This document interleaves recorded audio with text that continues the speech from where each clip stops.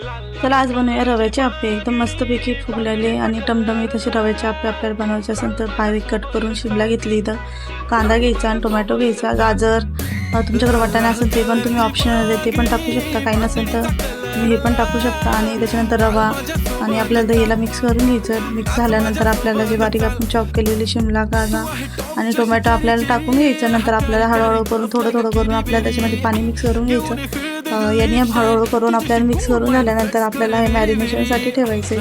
आपण अगोदर मीठ वगैरे टाकून घेऊया आणि थोडं पातळ बॅटर बनवायचे आपल्याला. हा अर्धा तास आपल्याला फॉर्मटसाठी ठेवायचे. नंतर आपण थोडासा जिरा आणि मोहरीचा तडका द्यायचा आहे त्यालाच.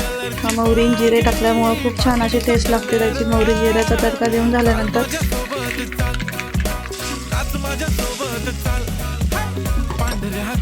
आपल्याला हे पूर्ण मिक्स करून घ्यायचे मोहरी जिरा. आणि आपल्याला फॉर्मट होण्यासाठी अर्धा तास असंच बॅटर आपल्याला झाकून ठेवायचे. त्याच्यानंतर मी चटणी वगैरे बनवायला घेते. तर मी इथं लसूण घेतलेले 4-5 पाकळ्या, थोडेसे शेंगदाणे घ्यायचे. शेंगदाणे टेस्ट एकदम छान लागते आणि चटणी पण एकदम मस्त होते. तुम्ही नक्की ट्राय करा एकदा ही चटणी. आपल्याला 5-7-8 मिरच्या घेतल्यात. मी थोडी तिखट बनवते. तुम्हाला कमी तिखट पाहिजे असेल तर तुम्ही कमी मिरच्या टाकू शकता.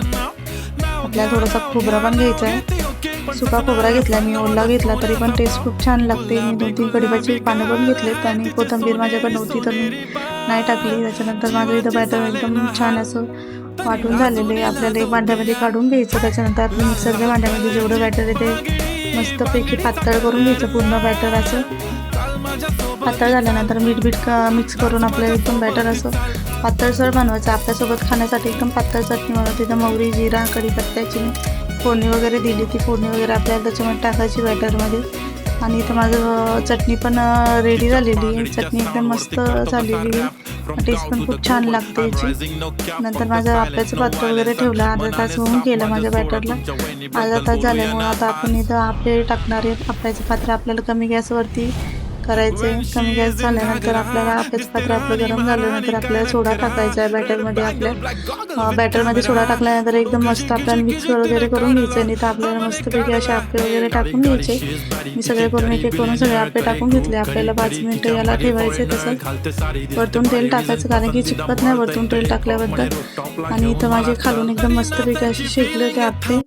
आणि तुम्ही बघू शकता एवढे छान माझे आप्पे झालेले असून